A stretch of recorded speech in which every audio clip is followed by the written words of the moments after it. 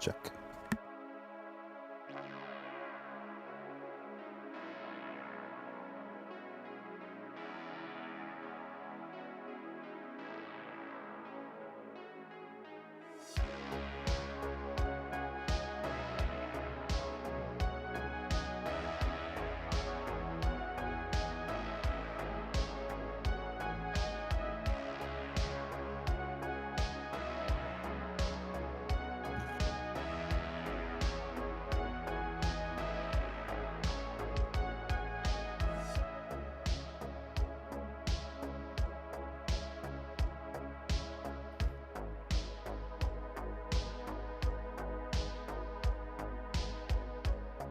Live, baby.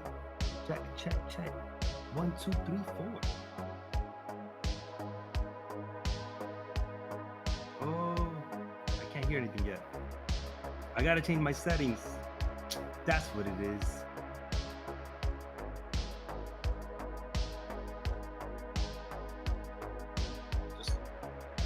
Oh, there you go. There you go. Yeah, we live?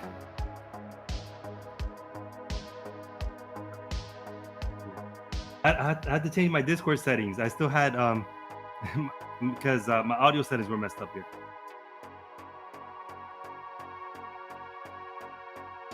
Yeah, I can hear you. How do I watch what's going on? I gotta go to YouTube though, right, and watch it there.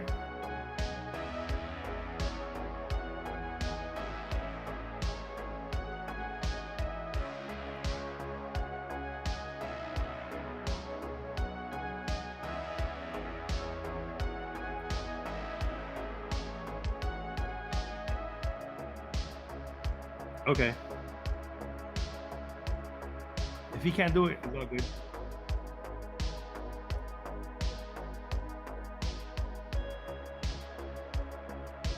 Yeah.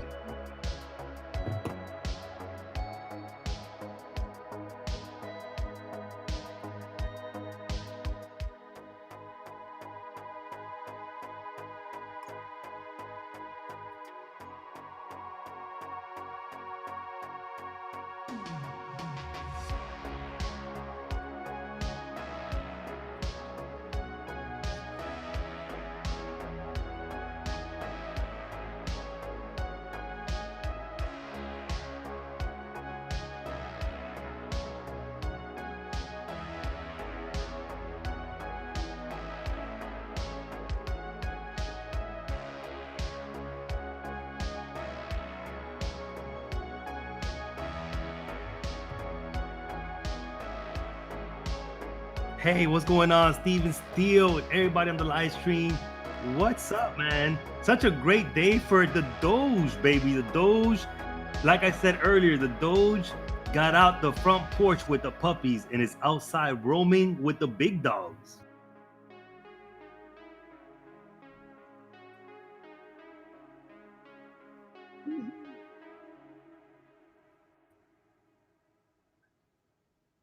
The training wheels are off. The no more PP pads. Yeah, the puppy training is over, and we are rolling with the big dogs. I like the way you put that. So what are you thinking when you woke up today? Did you expect this sort of parabolic rise? No, I haven't been expecting it. Actually, in the last 3 days, right, that we've been seeing this go from 5 cents to where it went now, right, 12-cent mark. It's incredible what is going on. So it's like it hit 8, it hit 9, it hit 10, 11, 12, and you're like, whoa. It was very tempting to sell. So, we were talking about that on my Discord channel. But guys, do not lose sight of the moon counting the stars, okay? Yeah. Diamond hands, all right? 12 cents, 13 cents, 15 cents is nothing compared to the dollar, which is the actual gold. Yeah, really well put, well stated. I mean, like I kind of break it down for on my show when it comes to even a day that's been record-breaking bullish day like today. Before people start selling, just I welcome people to ask themselves, are you in this to give yourself a more comfortable month financially for yourself, or are you looking for something more significant, even life-changing levels of wealth? You know what I mean? Like if I were to, I'm holding about 150,000 Doge right now. If I were to cash out today, it'd give myself a couple comfortable months. But I'm not in this for a couple comfortable months. I'm in this, yeah, you know what I mean? So it's just like, and when those months pass by, man, chances are you're gonna wish you were still in. What are your thoughts, Alpha? My thoughts are the same thing. I think that there's tokens for you to go ahead and make some quick change, but there's some tokens that you need to go ahead and buy and hold for a long time in your portfolio. So know which tokens are the ones for the buy and hold method that you're going to be committed to. So a lot of alt tokens that you could actually, make some money, not picking on SafeMoon, but for example, SafeMoon is one that's trending. You could have easily made a little bit of money on SafeMoon, and then, go ahead and get rid of it. But not starting something here with SafeMoon, but that's just an example, right? Because it's something that quickly went up. While Dogecoin, you have the community. It's been around since 2013, all right, from the times of Bitcoin, XRP, Litecoin, and then of course you have the security of the token. And also, this token was created to reach a broader demographic than Bitcoin. So it is meant to be, like what they say, replace the fiat coin, because it is a lot more stable, but definitely a long-term hold, because if this reaches $1, guys, there is much gains that you could actually do. If you actually came in from January or before January, right, when it was at 0.002, when it was at 2 cents, 3 cents, 4 cents, even till now, 5 cent mark, there's a lot of profits to actually go ahead and gain from this. Massive ROI returns. So just know which tokens to apply for the buy and hold method. If you see that the token has a lot of potential and you're invested and you're committed into it, definitely use the buy and hold method. Yeah, I think that's really well stated. And it's like you said, I'd like to dovetail off that. It's really important to know which coins to do, quicker buy and sells, and which ones are your long-termers. I'm constantly differentiating the importance of being self-aware of those two categories and what coins qualify for each ones. And I don't tell people specifically what to do, but I do try to give them general outliers to look for that are generally good markers for long-termers versus not long-termers. And nothing against SafeMoon, because I actually am holding some SafeMoon myself, but the fact is, as of now anyway, and this could change, but as of now, SafeMoon hasn't shown us that it's a reliable long-termer yet. But it's definitely showed us that's a pretty good short-termer. Could it turn into a long-termer? Yeah, absolutely. The community and the base they're showing a lot of dedication. So we'll just have to see. But it would be irresponsible for me to talk about coins that just on paper are, from everything we've seen so far, are short-termers and tell people they're good long-termers. You know what I mean? Yeah. So you hit it on the money. SafeMoon is still right in its baby stages. All right, it's not even walking right now. It's crawling. It's crawling. That's really what SafeMoon is doing. But for example, guys, giving you an example, new projects that are coming out, launch pads, NFT projects. Read the whitelist, and when the pre-sales come out, go ahead and buy into it. A lot of the times we do not have access to the pre-sales, but for the ones that we do have access to the pre-sale, for example, AOS, right? That's going to be the decentralized YouTube. That came out pre-sales at 15 cents. And look where it's at now. It went all the way to $2 and it's holding right now at $1.60. That just came out last week. So imagine if you would have bought that coin at 15 cents, right? And it took off all the way to $2. You would have made great money. Of course, that's quick money, great money. But then Dogecoin, you already know is going to be a long-term hold. Right. And like you said, Dogecoin has a very long, rich history that not everyone's even aware of how long they've been around. They've been around many years, and the initial groundwork for Doge was laid years ago, I think, stretching back to 2012. So you're talking almost a 10-year lead up to here. And so it's no coincidence that we are looking at the rise that we're seeing today, at the 11-cent margin that we're seeing today. That obviously didn't happen overnight. And this is something I always try to reassure my audiences of, because like I said, there were months there where we were just bouncing back and forth between the high 4s and the early 6s. And sometimes just the best thing you can do is wait it out. Like Warren Buffett says, the stock market is the process of transferring money from the impatient to the patient, right? Yeah. So definitely, man. So yes, guys, the buy and hold method, I've been telling guys, people, the community, YouTube, Twitter, that's what works, all right? Especially for us, man. If you're a day trader, mad respect to you. It's a lot of work. It's very risky. The ones that do leverage trading, but guys, 90% of us are in it for the buy and hold method. Buy and hold method means exactly that. Once you see the dips, it doesn't matter how much it dips. If you're committed, you're convicted yourself to the project, you're gonna go ahead and keep on holding. Look at Dogecoin, man. 8 cents all the way to 2 cents. Stayed at the 5 cent sleeping, and now look where it went at. Very, very crazy. So Stephen Steele, man, I had this dream, right? Yeah. And I sometimes look at the dream dictionary, but a lot of the times, I believe whatever I dream could actually come true, and I believe very much on the law of attraction. So I had this dream that I walked into work. I work here in Miami for the county jail, right? Okay. I'm a sergeant. I'm a sergeant there. Okay. So I had this dream that I went into the jail with casual clothes, and I was just talking to people, to the other officers, dismissing myself, and then I just walked out. It was like a goodbye to my career. So that's something that I've been thinking about a lot, because guys, you have to go ahead and better yourself, man. And definitely cryptocurrency, it's one of the best investments that you could actually do.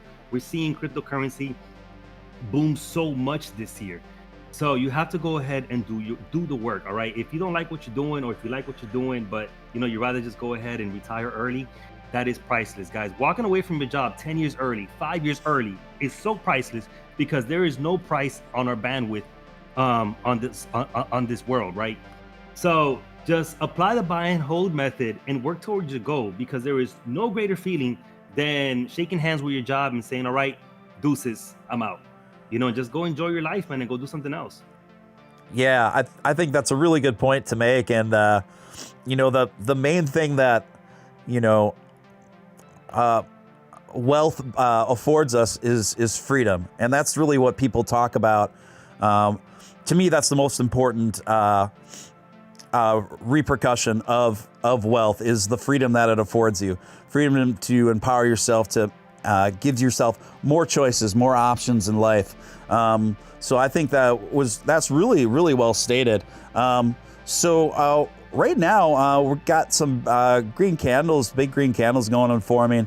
Right now we're a little over 11 cents. And this is pretty, I want your thoughts on this.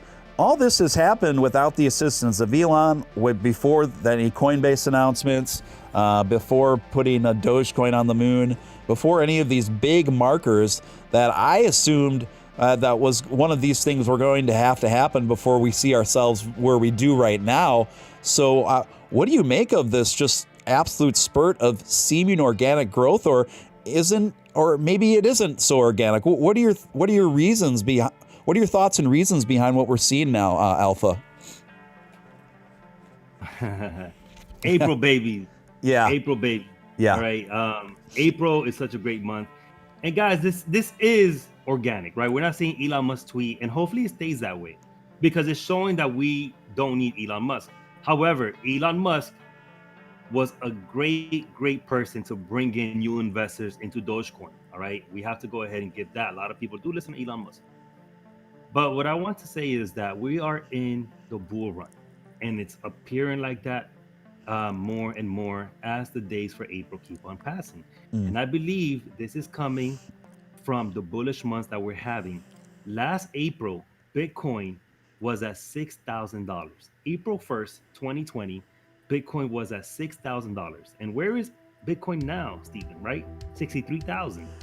That is insane. Wow. Yeah. We are looking at a very, very bullish year, hopefully, But this month is crazy. And I really think that this is coming from this bull run. And I think history is repeating itself. Another time that Bitcoin was bullish was back in 2017. And then, of course, back in, I think, 2013 and then 2011 with Bitcoin coming out in 2010, for just pennies all the way to $100. But I believe this is mostly from the bull run of Bitcoin, because Bitcoin is the ocean and is stirring some waves. And in those waves, it is pushing Dogecoin, Cardano to some point, XRP as well, Litecoin, Ethereum going to what, $2,300 right now, or $2,200 last time I saw it. So Dogecoin is definitely, I mean, Bitcoin's definitely creating some waves. And of course, you know, when Bitcoin is pushing, the rest of the tokens, you know, go ahead and push as well. Sometimes it doesn't look that way, but definitely in these bullish moments, that does happen. So I really do think that this is coming from the bull run that we are experiencing at the moment. Yeah, really well stated. I would concur with all of that. So it also seems like now that we've breached this 10-cent marker, I am very surprised, because I thought for sure that, and I wrongfully predicted this. I think I was talking about this a bit on your show too, where I thought once we started getting close to that 10-cent mark, I thought we were going to see a lot more resistance and back and forth before we were able to break through that 10-cent mark. But today, just seeing it completely smash through in virtual no time.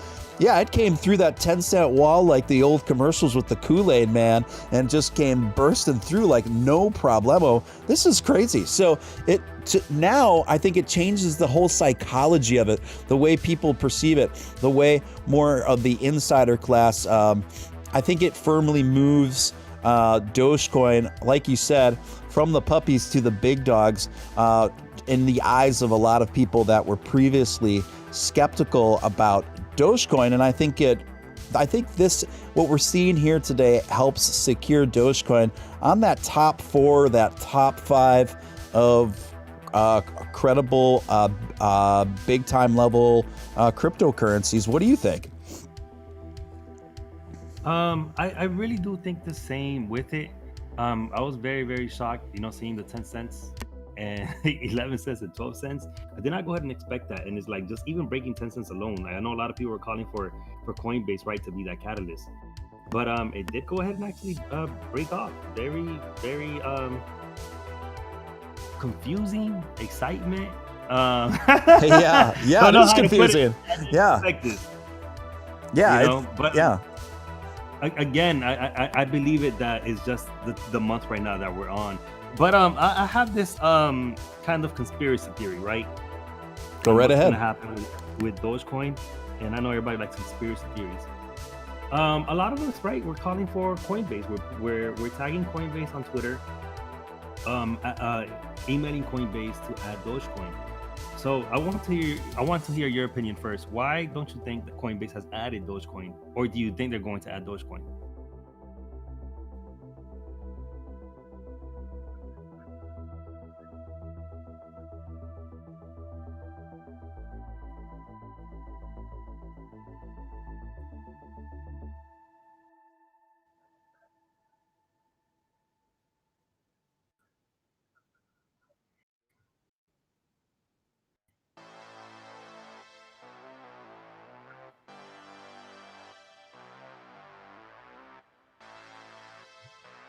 Yeah, I think the same thing, right? Yeah. Guys, what I want to tell everybody here, you right on your live stream, and I haven't said this yet. Don't fall that Coinbase is not accepting Dogecoin because they already have labeled or stigma Dogecoin as a joke currency. Don't think about that. These people are business people, all right? They're thinking about the money. They don't care if it is a serious coin, a funny coin, a cat coin. They care that it makes money. So right. Coinbase going towards an IPO, right? The biggest cryptocurrency community is Bitcoin, obviously. And Coinbase makes their money through what? Through the transaction fees.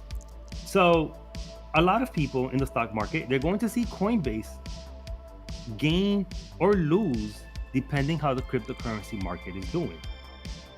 They're right. going to see Coinbase be a reflection of the crypto market. So with them making a lot of money through Bitcoin transaction fees, which is the second biggest crypto community, that is Dogecoin.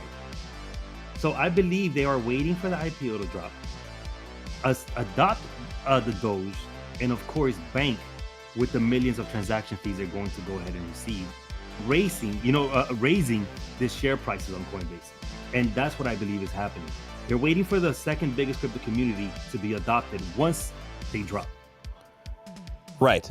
Yeah, that doesn't sound terribly conspiratorial to me, actually, the more when you lay it out like that. That seems reasonable to me. That doesn't seem terribly of a fringe concept to me at all. I think you're really onto something there. Yeah. And I just don't want people to say, they're not adopting it because it's a joke coin. It's a joke coin. A business person will sell anything, right? Just to go ahead and make money. They'll go ahead and sell anything. They don't see it as a joke currency, or probably they do, but they're not going to go ahead and attach their emotions and feelings to it. They're going to go ahead and make money and make bank. Yeah, absolutely. I mean, the jokes are not what speaks louder than anything for those folks is the numbers and what's coming in, and they're looking at the numbers, and you would be a fool not to recognize how much potential is going on here.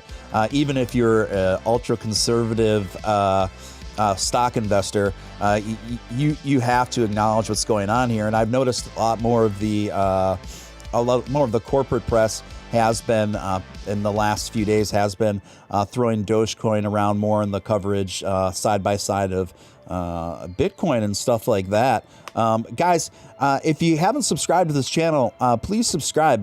Subscribe, baby. Yeah. Take it from Staying Alpha. Going to Hollywood, catch them now. Yeah, this channel is just about 2 weeks old, so we're just still getting our feet wet.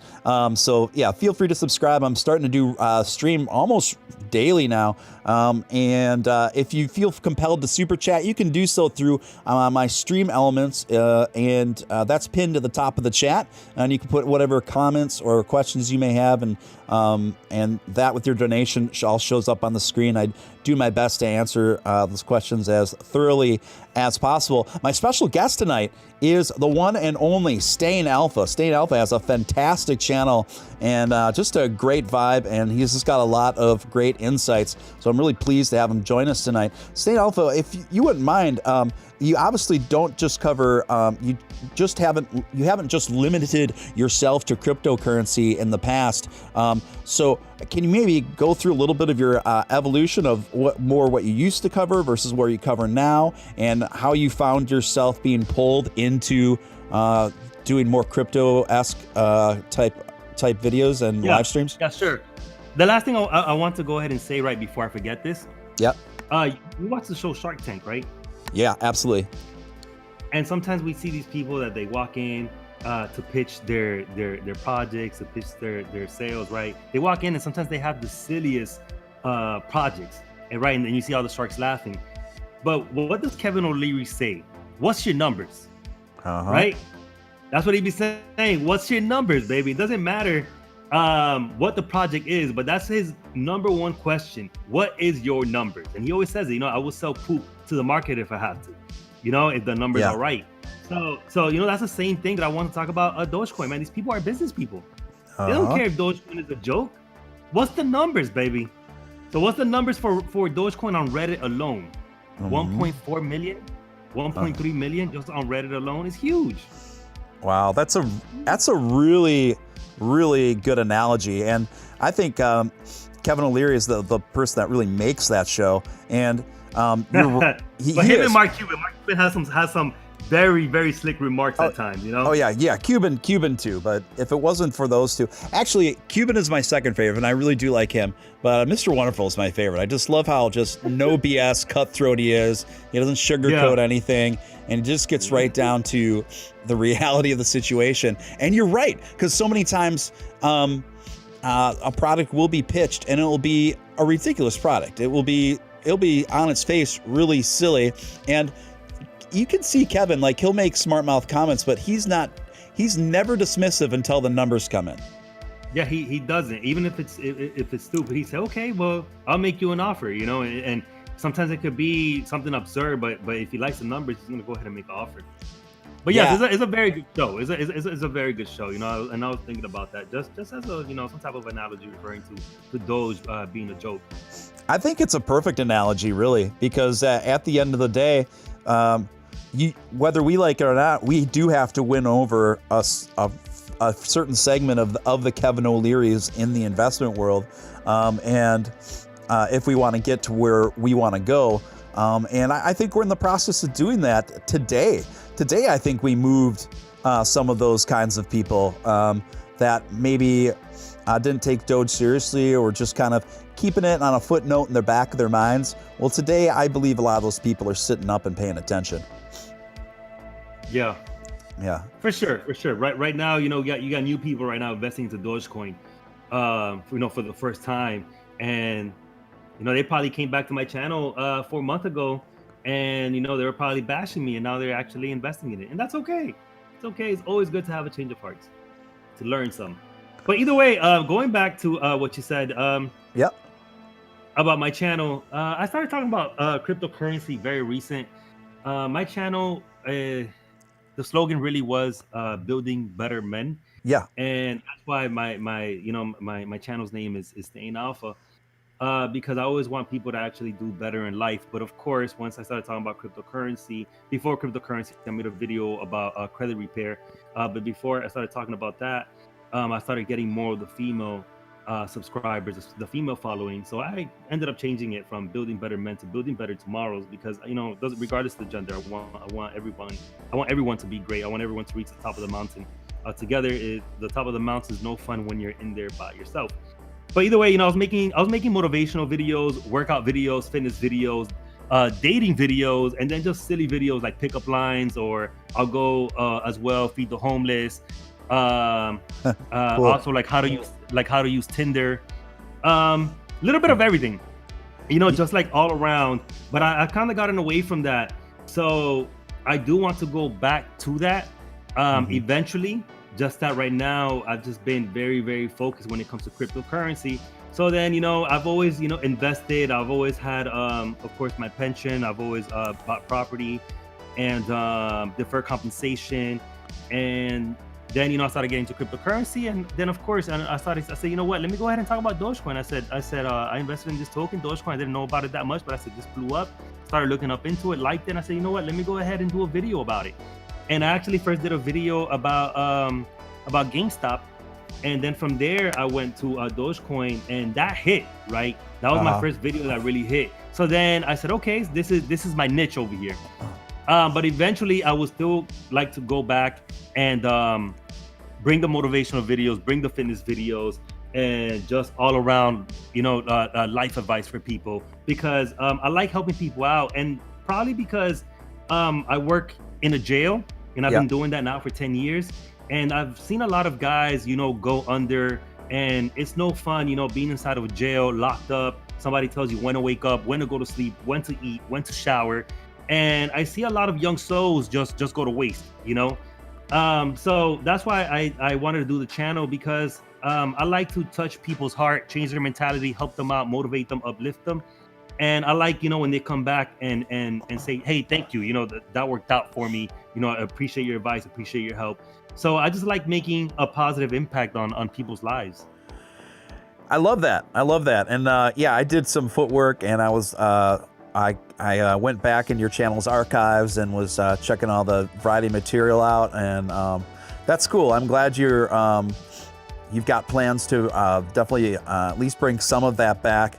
And I think that I'm really looking forward to that. Here on this channel, it's obviously very Doge-centric, crypto-centric, but people know me people know what they're getting into when they hanging out at Doge After Dark. I don't just talk about crypto. I talk about a variety of things, and I just think for long term, I just feel more comfortable handling it that way, and it sounds like same for you as well. So obviously, by the name of your channel, that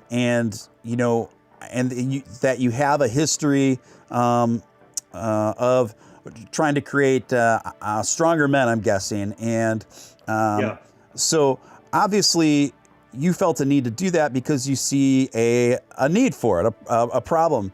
And something I've seen, I more so over, I don't know, I'd probably say the last 5 or 6 years, it seems even more prevalent that we somewhat have I don't know, maybe it's a little too strong of a term, but there's somewhat of a crisis in masculinity on certain levels. There is. There really is. And I just think it's really too bad. And I think a lot of it is it's not the guy's fault. And a lot of it is social conditioning, maybe with good intentions that led to poor results. Maybe you could give me your feedback on that. You know, when it comes touchy like that, you really have to watch your word, because you could really hurt people's emotions. Yeah. You know, so you really have to go ahead and watch what you say. But the only thing I could say is that men have dropped the ball as well. All right. And a lot of men, I feel like they lose their touch with masculinity because a lot of them are raised by single mothers in the first place. So there's a lot of dads out there that, you know, that have dropped the balls and stay away from the kids completely. And, you know, they'll just go ahead and give up the rights, pay for the child support, never spend time with the kids. And then next thing you know, this young boy is raised by female school teachers, female moms, and just a whole, you know, surroundings of just the female gender. And I feel like, you know, every male needs a male role model, an alpha male role model. And due to that, you know, I always think that mixed martial art, for example, the Karate Kid, right? How they look up to their master, to the sensei. I always feel like mixed martial arts, a dojo, could really be a positive role model for any type of man. So that's why I do like Karate Kid for that. But also, you know, there's just so many men in jail, man. There's so many men in jail, and there's so much women right now outdoing men completely. Like, men really need to go ahead and step it up some. So, you know, that's really all I have to say about it right now in the moment. Yeah. I think that's really well put and fair.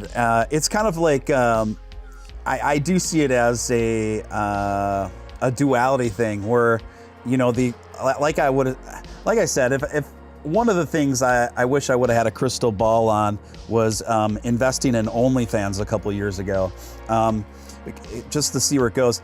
Obviously, where it's gone, and I think it's like a twofold thing where you can't blame you can't blame all these women for running to and starting all these OnlyFans, because there's obviously an exploding market of guys just waiting to throw money at them. Myself, I've even commented on this a little bit. I mean, I know girls that do it. I've dated a few girls that do it. The thing is, I think maybe this gets a little edgy, but that's good though. That's good. I'm liking this. Go ahead. Okay. I guess what I'm saying is, I think this is really okay. I'm saying in doses, I don't have a problem with it. Like, just as long as you're treating your OnlyFans subscriptions as a real, it's like a side thing. It's like a side thing, like a side indulgence, whatever. The problem I'm seeing is there's too many young guys that have become, they're using these e-girls as substitutions for actually learning how to talk to women and ask women out and court women in real life. And so they're substituting it with this. And what it does, it not only stagnates them in their own social growth, but it's also really holding them back from having more enriching experiences. Like I said, yes, you know, these guys, if they spent all the time they do simping for these girls online, improving themselves instead, put it more in improving themselves instead, they would actually probably end up dating the girls in real life, the girls that they're just throwing money at. Yeah. Very, very true. and you know, and that's something that I have to be very careful with, because I want to say there is some men out there that they really have problems with self-esteem.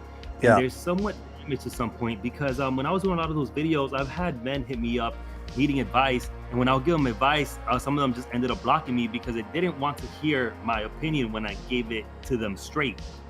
So I feel, that a lot of men out there, especially online, are actually damaged, and they listen and they read and see content like something that's called the black pill. But yes, I feel like men need to start letting go of the OnlyFans, need to start letting go of the strippers, and start working on themselves and investing in yourself. And I'm very big when it comes to fitness. I always say, man, go to the gym, and then start working out. That's number one. Change your hairstyle, go buy yourself a little bit of better clothes, don't go all out, change your haircut, go to the gym, feel better by yourself, look good, feel good. And then I always put them in a test. I said, if you're having problems with women in your daily life, when you go to Burger King, McDonald's, a grocery store, start by little things. Making small conversations, small talks. If you have a problem stepping out of your circle, hey, what's your plans today? To the lady at the cash register. Oh, okay, you're doing this and that. Yeah, the weather's beautiful outside. You're looking nice today, by the way. Okay, well, thank you, for your service. Bye. And I said, just do that with 3 or 5 women a day, right? When you go to the bank, the grocery store, the gym, and just start building up your confidence and start breaking out of your shell. Because yes, there's a lot of guys that they just throw money at these Instagram models, at these OnlyFans models, in hopes to actually get a date with them. But then when that model turns them down, now it's like they just want to go ahead and shame women because they threw all this money at this person. It doesn't work that way. Men really have to go ahead and wake up. Yeah, you're preaching to the choir now, man. It's one of those things where, and why would they, right? Why would a woman date? Let's say you're an OnlyFans model. Why in the world would you date the guy that's just begging to talk to you and throwing you money just to talk to you? By doing that, and guys, just to be clear, I'm not saying you shouldn't have a couple OnlyFans subscriptions. I'm not saying you shouldn't, but I'm just saying you need to be careful. In my opinion, you need to be careful where you categorize those things. I think it's okay as long as you keep them in the category of dessert, right? Dessert, and that's it. Then dessert's never your main meal. Dessert's never your main thing. It's just a side thing for the palate, and that's it. Then you get back to your regular protocol. So that's it. The thing is, no way an e-girl is gonna find a guy that like that desirable, because now what these guys are telling these women is, I'm inferior to you, and that makes an uncomfortable social dynamic. That makes exactly. Yeah, go ahead. I'm sorry to cut you off, but that actually goes to the term hypergamy, and hypergamy basically means being superior. A woman. Hypergamy is real. A woman never wants to date across and under. They want to date someone across and more superior. So they're always going to go ahead and compare their exes, to the next person being more superior. So again, they're not going to go ahead and go down and under. They're going to go across and more superior. And that's the rule of hypergamy. Yeah, I've acquainted myself with that term in the last couple of years. It's pretty interesting. It's one of those things where, too, I'm very empathetic to women when I think about these things too, because when you think about it from their perspective, if a man's approaching a woman and the guy is, it's like the advice that I have given to younger guys too, because I'm just being honest, I haven't had any problems in the women department over the years, but that's because, well, that's in part though because I've taken a lot of initiative and responsibility upon myself to figure things out and better myself, though, right?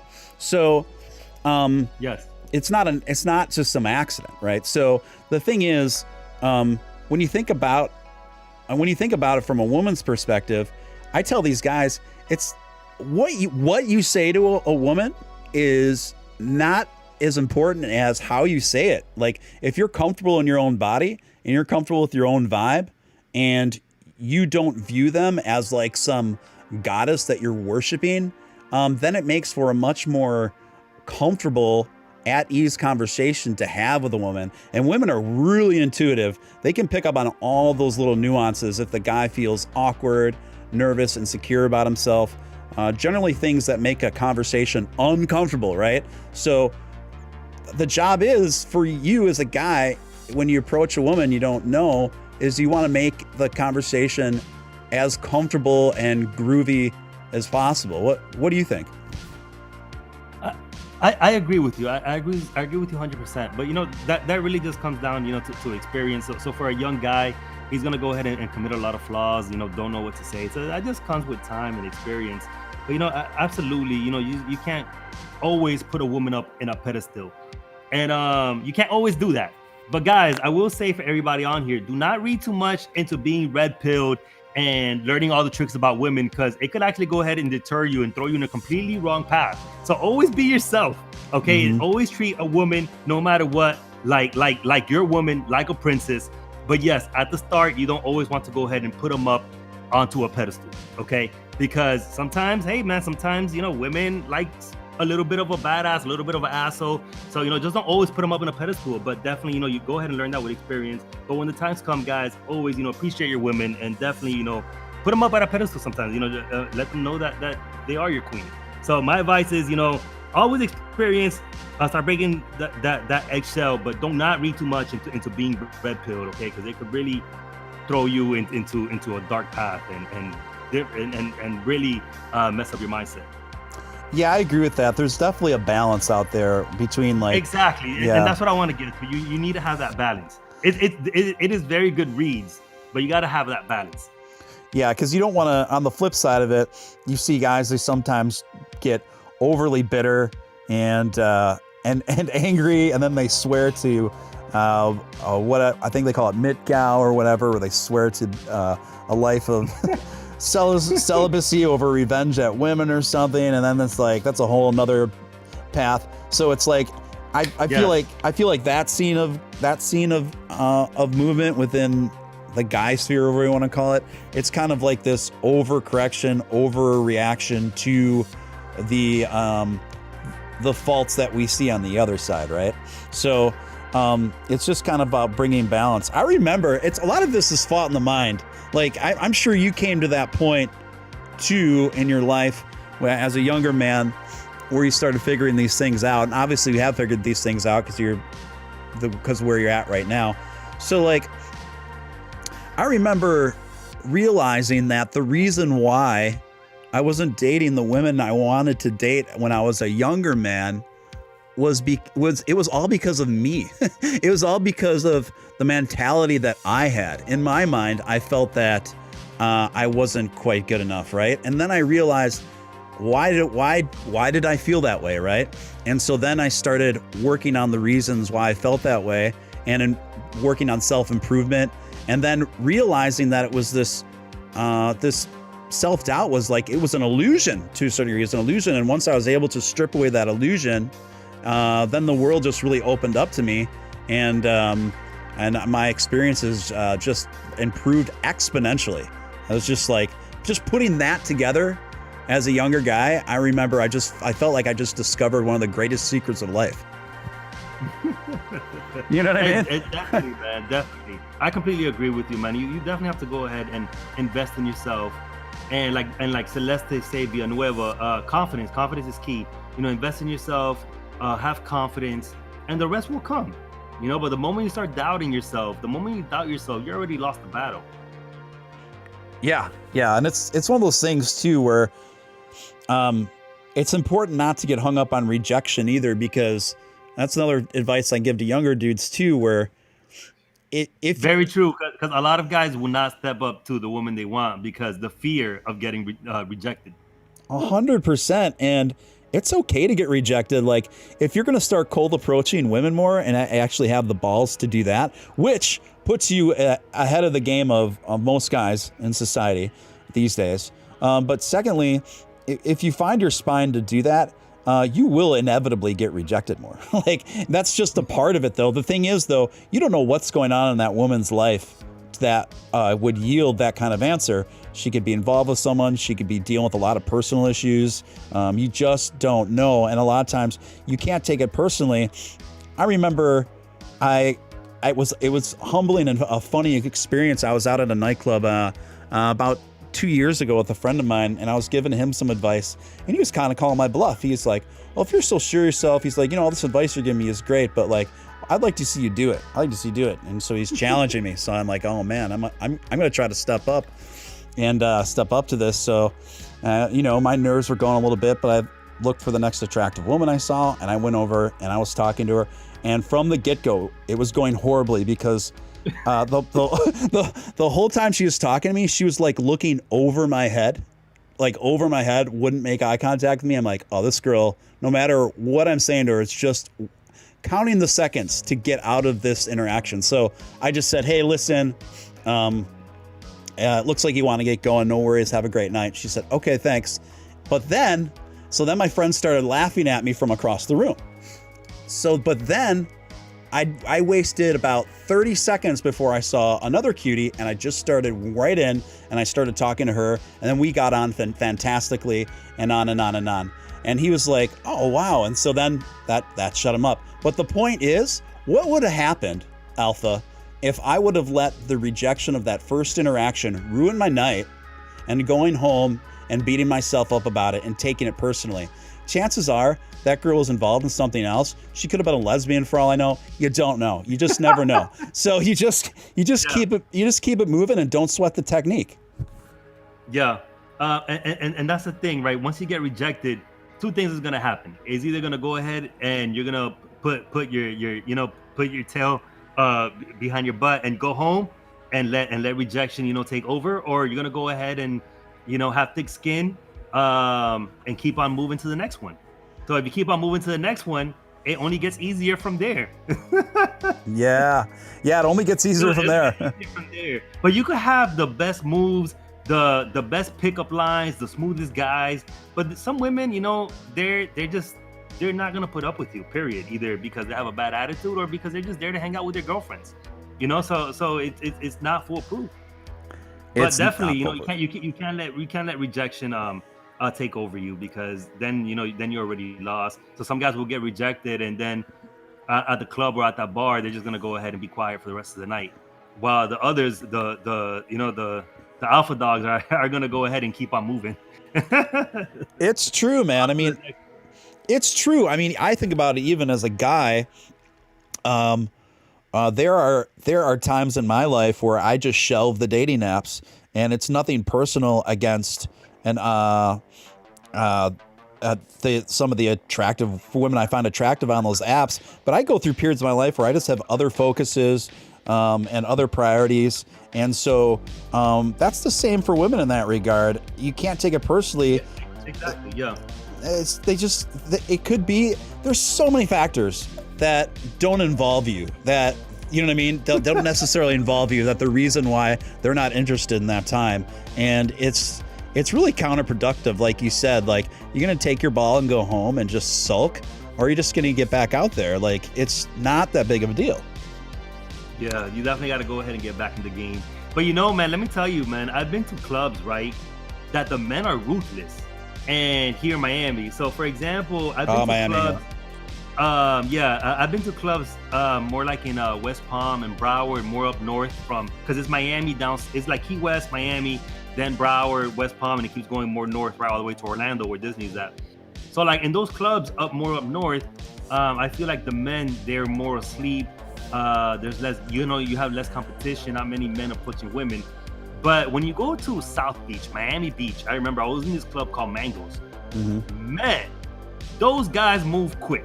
Cause you'll be at the club and you see a pretty girl, and you hype yourself up to it. Okay, I'm gonna go ahead and approach her. I'm gonna tell her this. Okay, and you go make your move.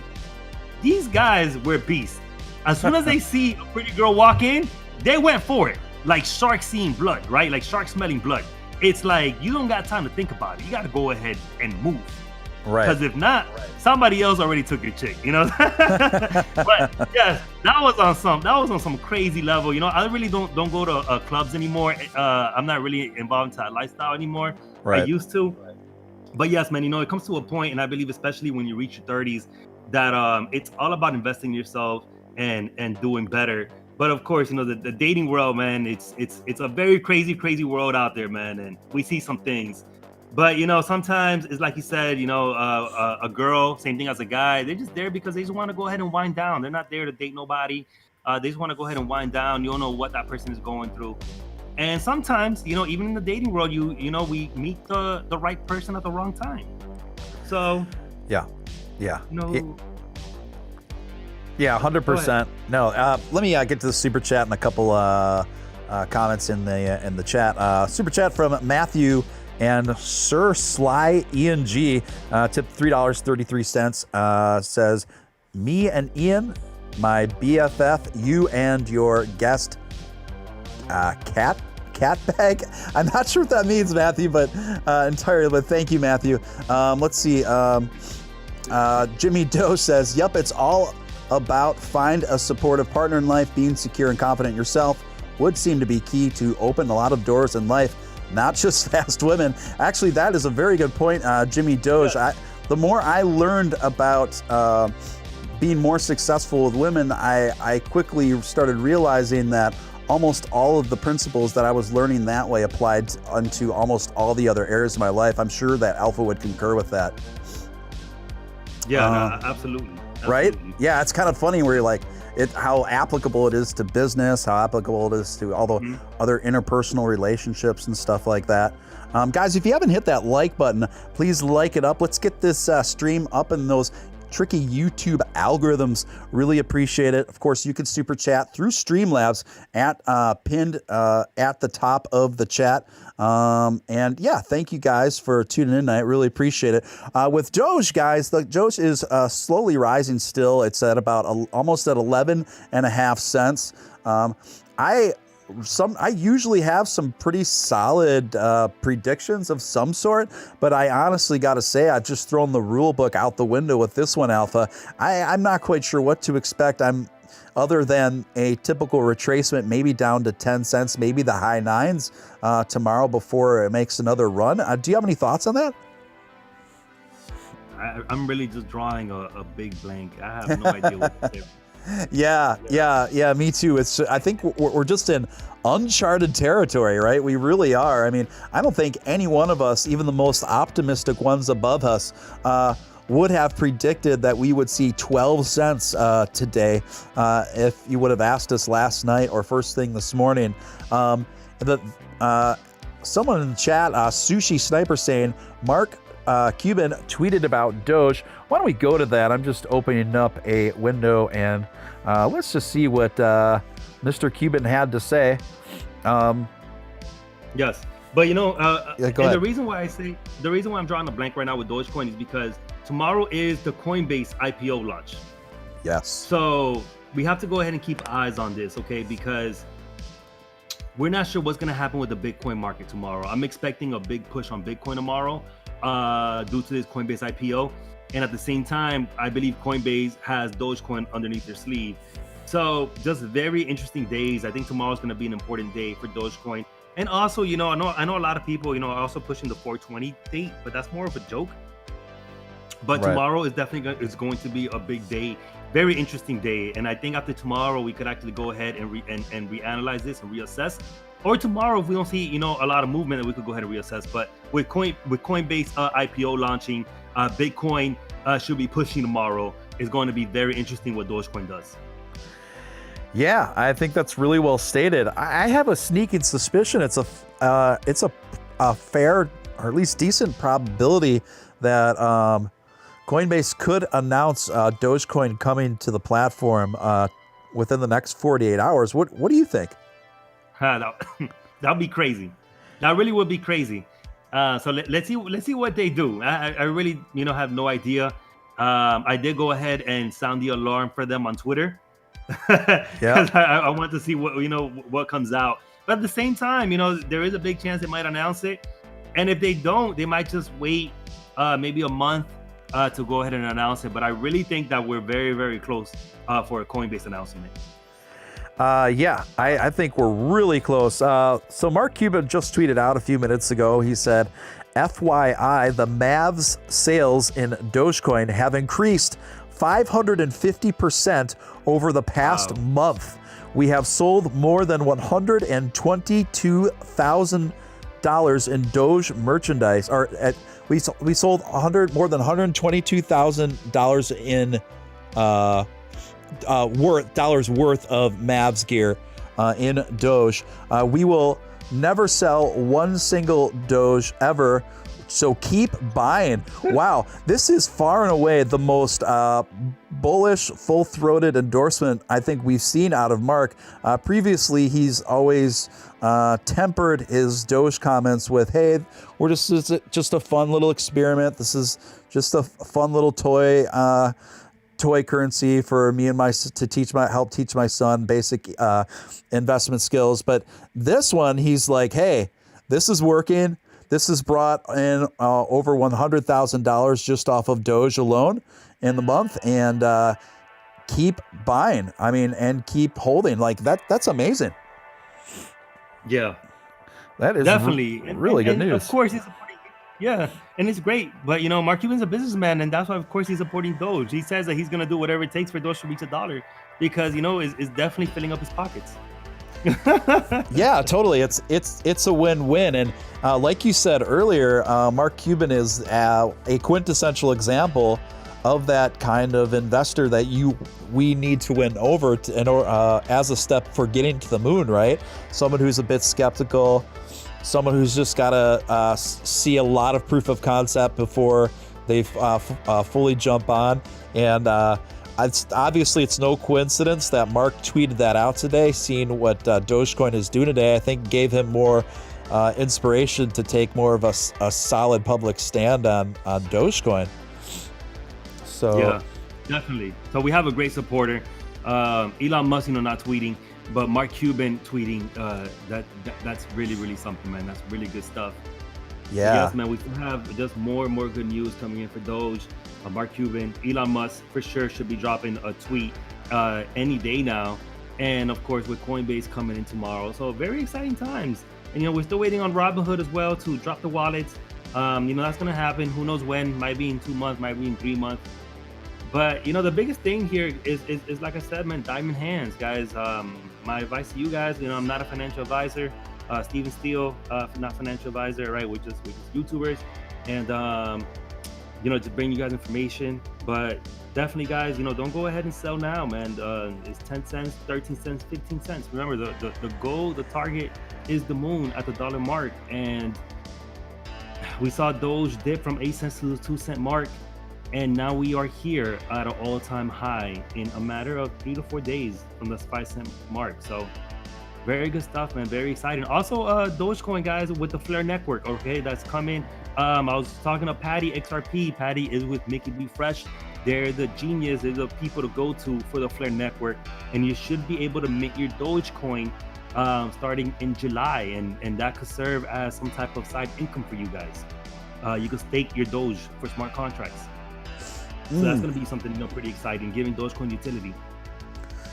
Yeah, definitely. I feel like that's going to be major. That's going to be major because it serves a lot of this. It will serve a lot of the same functions as Ethereum and some others, but with much more affordably to the consumer. Yeah. Yes. Of course.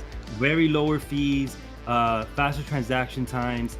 And also, it's not just Ethereum, they're bridging a lot of tokens onto it. So the next token that they want to go ahead and get into the Flare network is actually Bitcoin. So they already have XLM, XRP, Litecoin, and Doge, and possibly they're working on Bitcoin. They have to go ahead and vote on it. The community votes on the next token, and they're trying to get Bitcoin in. Oh, wow. Speaking of Bitcoin, a thought that I've been having more recently, I wanted to get your feedback on it. Bitcoin is obviously going to continue to rise in value, even much more so than it already is. I think it's probably going to go to 100,000 by the year's end. It has a hard cap of 21 million, and so the idea that tons of people are going to use Bitcoin for everyday retail use, to me is kind of delusional. And I think this is where Dogecoin really will come in and shine even more and just cause Dogecoin to absolutely skyrocket once people start figuring out, because I still think cryptocurrency, to most people, even most people that invest in cryptocurrency, it hasn't crossed over enough to the real world where people understand the limits and repercussions fully. But I think once they do, I think Dogecoin has a tremendous opportunity. What do you think? No, I completely agree with you. And to give you one of the best examples, going back to the Shark Tank, Mark Cuban. Mark Cuban accepted Bitcoin, I forgot what year, let's say it was 2017, 2018 for Maverick sales, right? He accepted Bitcoin. You know how much money he made his first year? Huh. Selling Maverick merch? Huh. $0. Wow. Okay? $0. The second year, you know how much money he made? Huh. It was like underneath $20. It was somewhere there. Wow. And it was just for someone to say that I purchased Maverick gear with Bitcoin. And obviously, with Doge, she's making a killing, right? Because you can see the difference. Man, if I had Bitcoin, why am I gonna go ahead and spend it, right, on a Tesla, or spend it on a simple Maverick gear when I know that Bitcoin alone is going to be worth 100 grand in the next year? So, you know, they're just gonna go ahead and keep on holding and holding. There's no sense in spending your Bitcoin because it's gaining so much so fast. I believe now it became the 6th biggest currency. I believe so.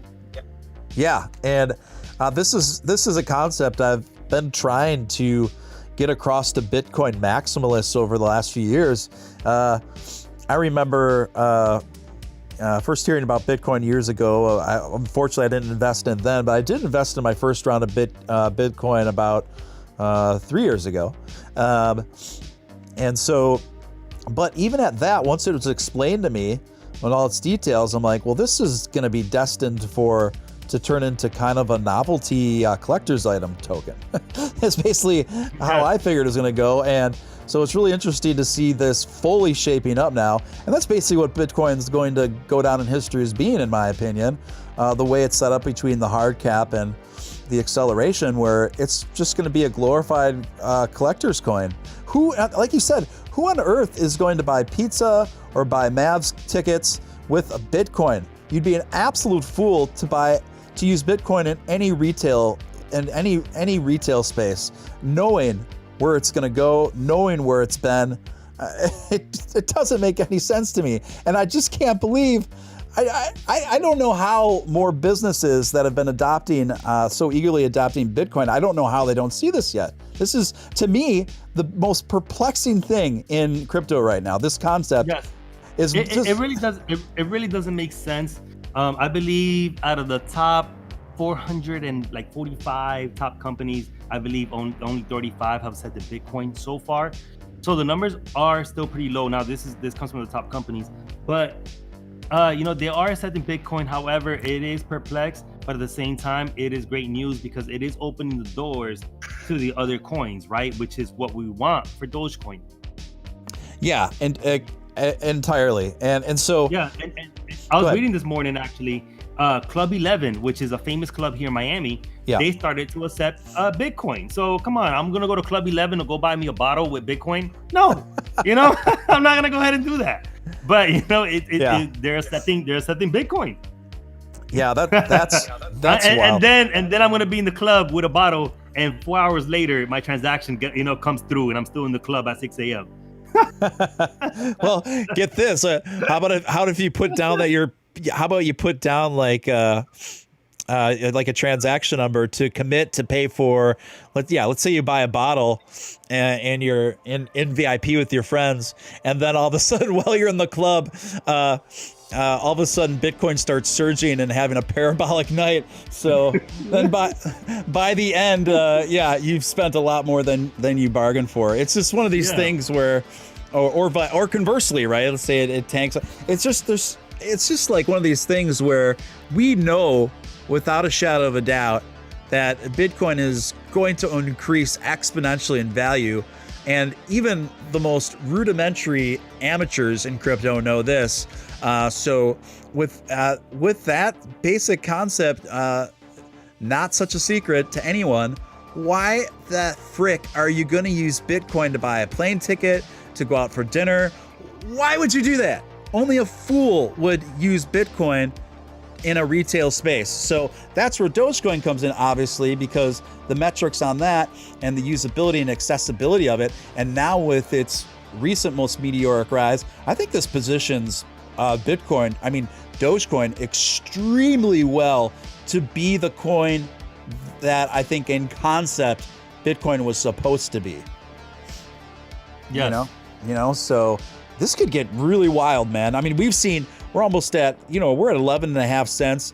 A week and a half ago, we were just straddling 5 cents. This is just wild, man. I've never seen anything quite like this.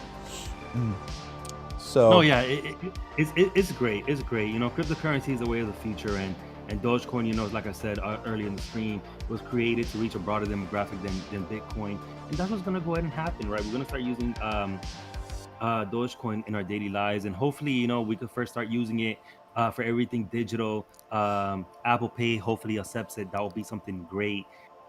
Uber Eats, Grubhub. I think they're already accepting it. But it'll be great if we could first see everything digital, Airbnb, anything we do online, right? Would be great. And then of course applying it to our physical life at the grocery stores, mom and pops, the gas stations.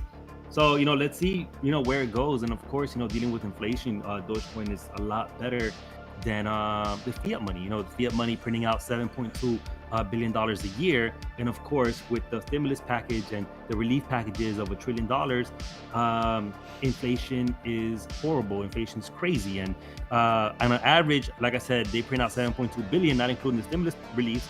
And Dogecoin is only 5.2 billion Doge a year, and of course inflation keeps going on down with Dogecoin as more keep getting minted and going out there. But definitely Dogecoin, it's a lot safer than the fiat money, and soon, little by little, more and more people are going to go ahead and realize it. It's just so much safer to put your money into the Doge.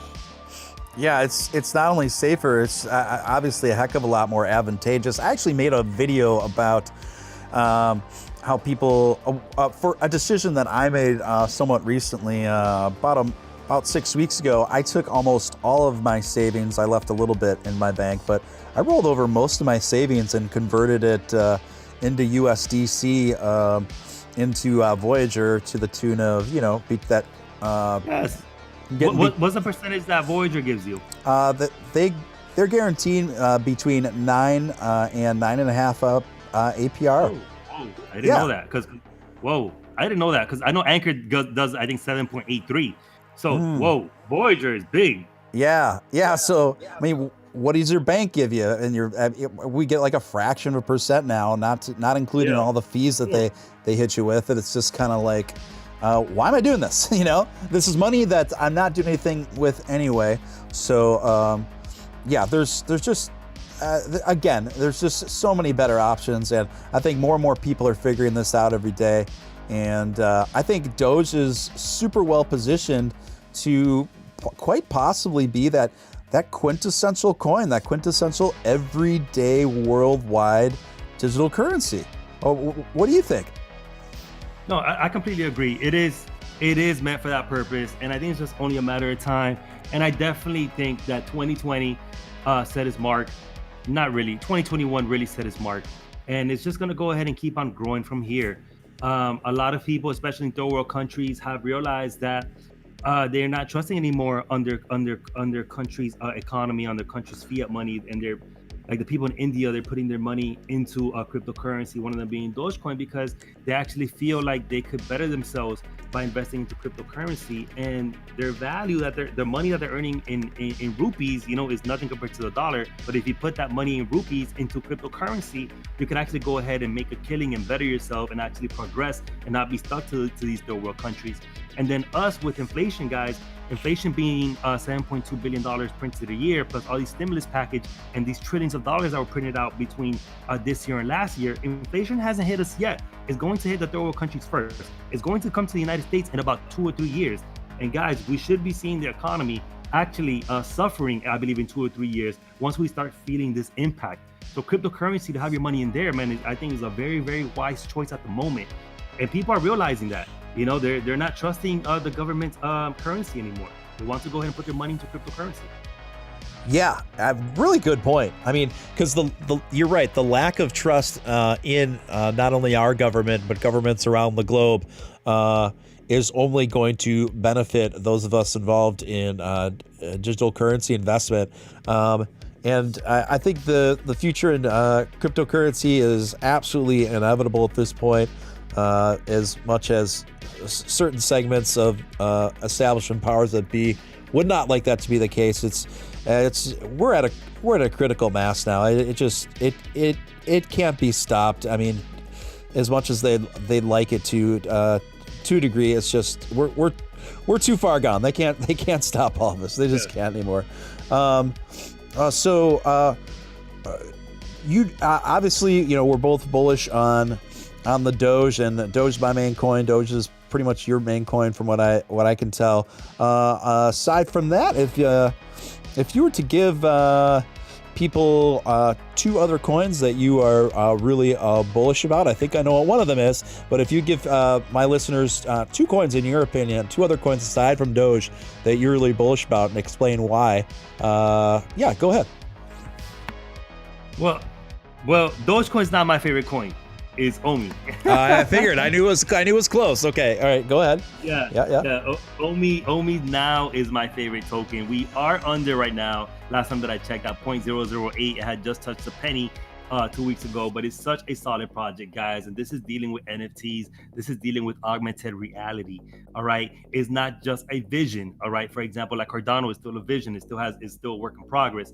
They are already making sales. They're making millions of dollars selling these digital collectibles. And these digital collectibles are DC Comics, Cartoon Network, the DeLorean from Back to the Future. And they have many, many more licenses like Cartoon Network, NFL, Fast and Furious, Jurassic Park, Ghostbusters, and so much more out there.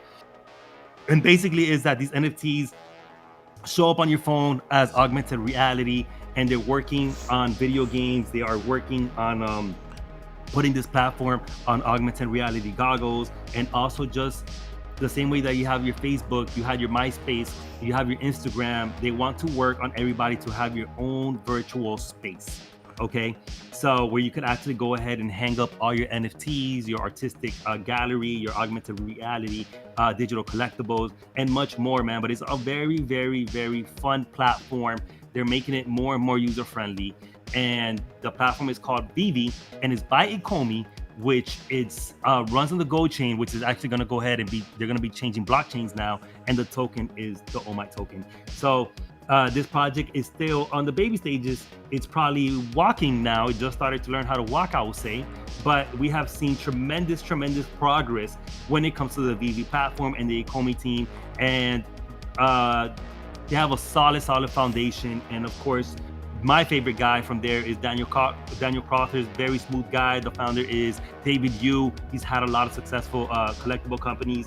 And the heavyweight champion there, the licensing pioneer, is Alfred Kahn, which he brought pocket monsters from China to the known world, and that is what we call now Pokemon. So definitely the OMI token.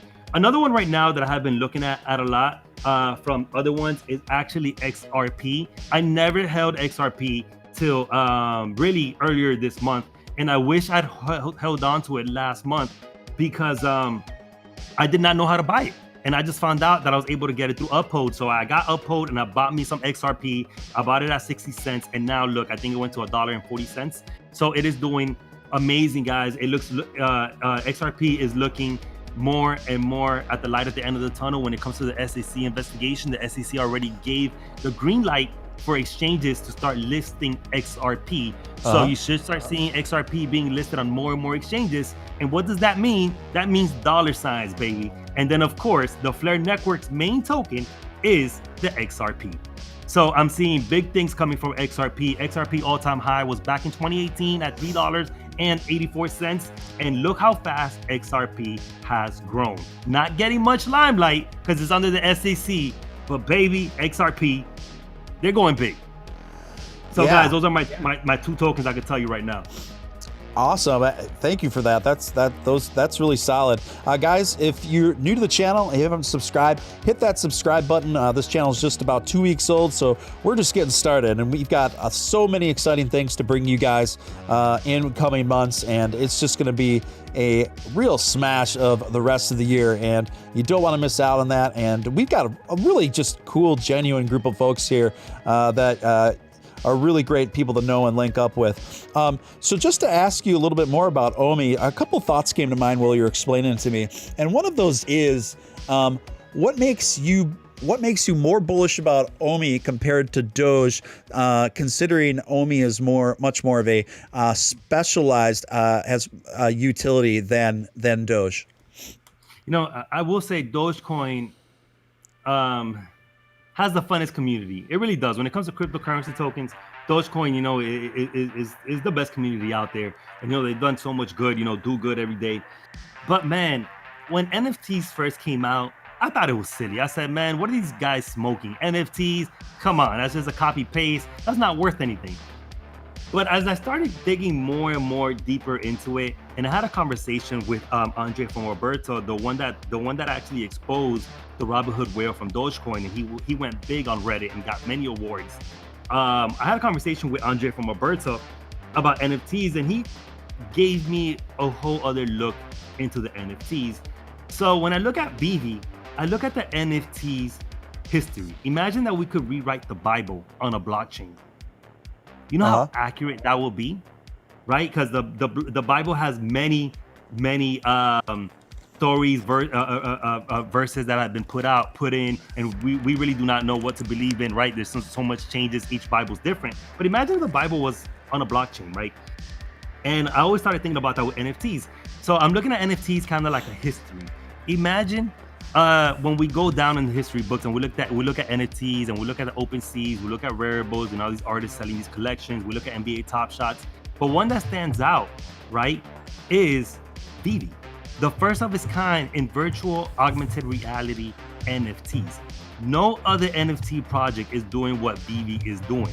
And the hottest things this year is launch pads and NFTs. You guys can make a killing in NFTs. Okay, for the ones that do not know about NFTs, it is non-fungible token. For example, NBA Top Shots, you could go ahead and get a LeBron James there for $250,000, and he probably cost you $1,000 on a booster pack. Of course, you guys heard about Beeple selling for millions and millions of dollars. So Vivi, I'm loving Vivi because when it first launched, it was first come, first serve. So if you were early in the app and you got in early, you were able to obtain these NFTs for $30, $50, $80, maybe $100. So it was very, very affordable. So if you bought, for example, this Eduardo Rizzo Batman when Vivi first launched, you could have bought him for, I believe, $70. That Rizzo Batman right now is going anywhere from $5,000 and up. I have made in just 2 days, I made $1,100 on Ultramans that cost me a total of like $180. And I made $1,100 already just in 2 days alone on NFTs. So I'm loving Vivi because I'm selling my NFTs, but at the same time, the OMI token is growing and growing and growing. And every time an NFT purchase is made, the OMI tokens are getting burned. So that's why I believe this is a very, very solid project. So I'm still a bit of a beginner on this this field, this space that you're talking about. So maybe, and I know I'm not alone in that in the room here. So maybe if you could explain a little bit more on the basics, like where do you generally go to shop for and purchase NFTs, and conversely, where do you go to sell them? Yeah, so I'm not very bullish on NFTs. I believe NFTs is going to be a bubble, and it's going to be a time for it to burst. Agreed. But however, like I said, Vivi did stand out for me because it is the NFTs of augmented reality, right? We could find many artistic work out there on OpenSeas and Rarible, but come on, guys, this is coming from average Joes that, they're selling their artwork for 1 Ethereum, 2 Ethereum, and it's only a matter of time that bubble just burst, okay? While augmented realities from Vivi, number one, is augmented realities. You could take a picture with your favorite superhero, take a picture with your favorite celebrity, join a Viviverse and connect with other users. That's where it's going to. Play Street Fighter, for example, and fight with each other. That's where the technology is headed to. And also imagine the TikTok videos you could do with your favorite superhero or Tom Brady, standing behind you. So this is why it stood out to me so much, because if NFTs do go ahead and burst, the bubble does burst, only the strong NFT platforms, the alpha dogs, the top dogs, the Amazons will actually remain, and Vivi pretty certain being one of them. So to buy Vivi, Well, Vivi, you could actually go ahead and get this on your Google Play Store or on your iPhone App Store. You could go ahead and download it there. And the drops right now are every Thursday at 11 a.m. Eastern time. You have it, like I said, it's first come, first serve, because they do sell out. And then a lot of people, go ahead and flip them for money as well. But you could go ahead and get that platform. They have a marketplace as well that they're working on that is about to open this week. If you want to go ahead and buy digital collectibles from other users on the platform, and then to buy the OMI token, you could actually go ahead and get it on Uniswap. But I highly do not recommend that because the fees are very high. So I recommend actually BitForex and BitMax. BitForex if you're in the United States, and BitMax if you're international somewhere else. But BitForex, it's a smaller exchange. They do not accept your checking account or your debit card. So what I do is that I send USDT from Anchor USD to BitForex, and that's the way that I recommend for you to go ahead and obtain the OMI tokens. Awesome. So that being said, for those who haven't invested in OMI yet, in all honesty, do you think the most advantageous window to invest in OMI has already passed? Of course, a lot of people made money of it. When it reached a penny, I had only invested like $2,000 and I was almost up $7,000. Okay. So I'm sorry, I was almost up $5,000. So I invested $2,000 and I saw, my overall was at $7,000 when it only hit a penny. I do not believe I do not believe it is too late to join that project. And this is something, right, that we spoke about a little bit earlier when, for example, when I spoke about EOS had the pre-sales at 15 cents and then, it went to $2. While OMI, I believe that most of the masses still have not found out about OMI. Only 90,000 people hold OMI tokens, and Vivi, there is 170,000 Vivi users, maybe 180,000 Vivi users by now. But Vivi is gaining anywhere from 4,000 to 6,000 users every single day.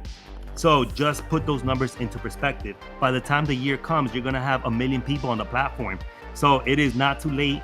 And Ecomi right now is down under at 0.008, and it should be bouncing back to the penny very, very, very soon. So I believe it is the time to get it underneath the penny right now. And guys, and again, this is a solid project. Guys. This is not crypto. This is not a vision. All right, this is sales already in the works. Right. So if you had to give an end of the year estimate market value for OMI, where would you put it around? Well, people have different opinions, and I like to keep my boots on the ground. Yeah. I'm just saying 10 cents right now. That's all I'm saying right now. I'm saying 10 cents. People are putting it at 50 cents. And of course, then you have the people that think big and put it at $1, right? But right. I'm thinking with boots on the ground, and I like to say 10 cents. However, though, we are only in small exchanges on BitMax, BitForex, which is exchanges that people haven't heard about. Just got into Uniswap. It was a disaster because of the gas fees. So once it starts hitting more exchange, and we're in Gate.io as well. But once it starts hitting bigger platforms, this is where we're going to go ahead and see it take off even more. It already has been trending searches on CoinGecko, CoinMarketCap several times. So a lot of eyes are on OMI, and Ecomi, which is Vivi, have not even spent money on advertisement yet. These guys have licenses with the NFL. These guys have licenses with Fast and Furious. Imagine when Fast and Furious come out. Imagine if they release a commercial with Vin Diesel driving a big muscle car, in an NFT world, or Tom Brady throwing a football, and it's a Vivi commercial. These guys haven't even spent money on advertisement yet. Yeah, that's a really salient point to make. And if your prediction you said is a pretty modest one compared to a lot of other folks that are into OMI, and that being considered, you're still talking about 10xing it up from where it is right now. Not too shabby by any means. So with that in mind, it sounds like it's still very advantageous to get in on OMI. Now, one last question I have for you about that. So it's on 2 platforms now, right? To buy the OMI token? Yeah. It's on Gate.io. It just got released. I forgot about that one. It was got released 3 or 4 days ago on Gate.io, BitForex for United States, BitMax anywhere else international, and Uniswap. And out of those, which one out of those platforms, in your opinion, which one would you say is the most user friendly? Bitforex was a little bit confusing at first, but honestly, it's very, very simple. I have a YouTube video on that as well, and you can find videos out there. It's really simple. The only thing is that it sucks because you can't add a debit or credit card in the United States or use your banking account. In other countries, you can. So basically, I had to go ahead and overcome that obstacle. But through my Discord channel, we just found out that we buy USDT on Anchor. And then from Anchor, we just send it over there. Or if you have Binance, I believe Binance has USDT as well. So you just send it to the Bitforex address and you could instantly go ahead and buy OMI. Now, I wouldn't recommend you buy XRP or anything else because to buy OMI on Bitforex, it has to be through USDT. So if you send XRP or any other token, then you have to go ahead and transfer it to USDT once it gets to Bitforex. And then that is more fees on top of fees. So the best way is sending USDT from whichever exchange you're in, or Anchor USD if you don't have one, and sending it straight to Bitforex, and then swapping it for the OMI tokens. And you got a video on this? Yeah, I have a video on it there on my channel. Okay, cool. Let me get through a couple of super chats here. Hi, it Matthew DK and Ian G tipped a buck. You are the best, Steven Steele. Staying alpha, awesome. Praying for Steven's fast recovery. Rare Pepe. Thank you, Matthew and Ian. Appreciate that. Poor Man Trading tipped $4.20. I get a lot of tip amounts for that. A lot of tips for that specific amount on this channel.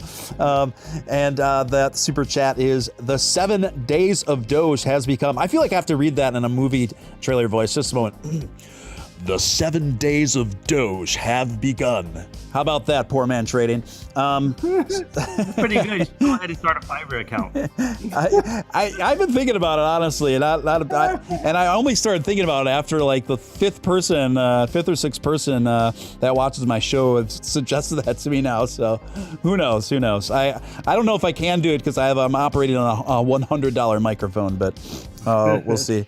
I guess my two picks, I'm pretty bullish on VGX, and my third option is always kind of in toggle right now, but I would have to put that at I like CKB, but that barely makes the long-term investment qualifications, but I am excited about it. Other than that, I like Manacoin.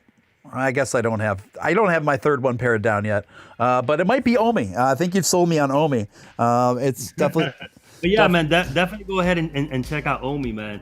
Mana. I don't like Mana that much, and it's just because I don't like the video game. I don't like the graphics of it. I think it's actually pretty boring, and that's why I don't invest in it. Yeah. But either way, that's just my opinion compared to thousands and millions of opinions out there. People support Mana. But either way, yeah, Steven, man, I appreciate, being on the live stream, man. I actually, got to go ahead and get going, man. Yep. Thank you so much for joining us tonight. And I know the room really appreciated it. A lot of awesome, positive comments. Just a second. I'm going to pull up your YouTube link, and I want to pop that in the chat here. I think a fair amount of you guys probably already follow Staying Alpha, but if not, definitely follow his channel. Great guy, great dude, doing great things. So just a moment here, and I will. Yeah, I appreciate that, man. We definitely got to go ahead and do this again, man. Great talk, and not just about cryptocurrency, but just overall, right, life. Even though we got into the whole dating world and masculinity, but that's what I love about this channel, man. That we were able to go ahead and talk other areas besides cryptocurrency. Yeah, I'm glad you value that too, and it's just kind of one of the hallmarks of what makes this channel what it is.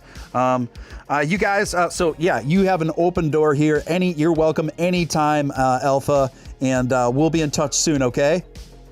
Yeah, man.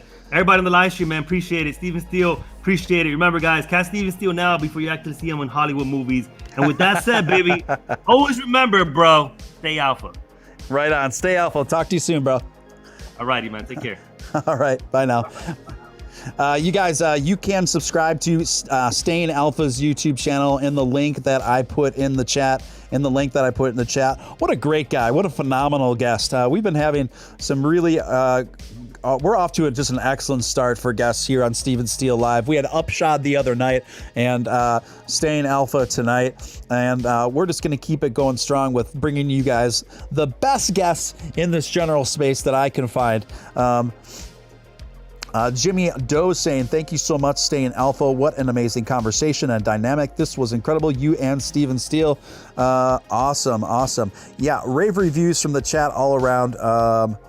So awesome, guys. I'm going to stay with you guys a little bit longer. There's some news I wanted to get to and before I go. And guys, look at this. Doge is hanging out very solidly above the 11 cent, not the 10 cent, not the 9 cent, not the 8 cent. It's hanging out solid right above 11 cents comfortably. Amazing. Just amazing. And who knows, maybe an Elon tweet will be along the way. Sorry, my nose is, I'm a bit nasally tonight. My nose is pretty stuffed up right now. So guys, Dogecoin, this comes courtesy of Bazenga. The headline is, Dogecoin hits new all-time high above 10 cents. Someone go tell Elon Musk. This was written by Shivdeep Diwali. You know Shivdeep, my favorite first name in the crypto journalist hemisphere. Shivdeep to me always sounds like a gang leader from the 1970s. He goes on to write, what happened? Doge soared 47.6% in a 24-hour period, leading up to a 10-4 leading up press time, up 60% on a 7-day trailing basis. Why it matters? Dogecoin was buoyed by strong momentum on social media. The coin took the top spot in the stock twist list of 10 trending tickers. Ardent Doge supporters have been keenly waiting for Doge to hit the 10-cent mark, especially since Musk went into a Doge Twitter frenzy earlier this year. The fans of the 10-cent the fans see the 10-cent achievement as a stepping stone to the Dogecoin ultimately hitting $1. The meme-themed cryptocurrency often gets discussed by Elon Musk. Over the weekend, a tweet from the entrepreneur was interpreted to suggest that the Doge was literally going to the moon very soon. Memes are central to the success of Dogecoin, according to its creator, Billy Marcus. We love Billy Marcus, and I hope to get Billy Marcus on this channel sometime in the future. Though I think the channel's got a little more growing to do before I'm going to approach Billy about coming on here. But I am intent on getting Billy Marcus on here within the year, guys. Next story, Voyager token is soaring as investors search for yield in crypto space. This comes courtesy of Investor Place. Voyager's VGX token could be the yield-generating investment crypto enthusiasts have been looking for, writes Chris McDonald. Altcoins are the crypto investments that are grabbing all of the headline attention. Indeed, the prices of altcoins like Voyager token have been on an absolute tear as of late. In the past year, Voyager token has been a 16-bagger for investors. Voyager's VGX token is one of the most unique cryptocurrencies we've ever come across. Voyager's core platform provides investors with a turnkey solution to trade cryptocurrencies as well as earn interest on crypto assets. Yeah, you guys, the unique utility that VGX offers is unparalleled. It's a real problem solver. And when you're looking for cryptocurrencies, in my opinion, that are going to go the distance, that aren't going to flatten, that are going to hang around and continue to excel, it's more likely going to be the cryptocurrencies that are filling real everyday life problems and solving problems. VGX, in my opinion, definitely qualifies under that category.